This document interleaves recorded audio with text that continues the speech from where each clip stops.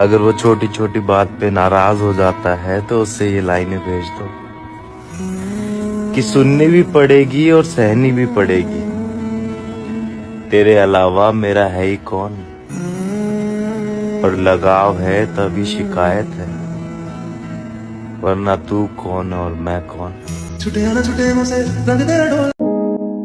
वो नहीं मेरा मगर उससे मोहब्बत है तो है, ये अगर रस्मों रिवाजों से बगावत है तो है। दोस्त बनकर दुश्मनों सा वो सताता है मुझे, फिर भी उस जालिम पे मरना अपनी फितरत है तो है।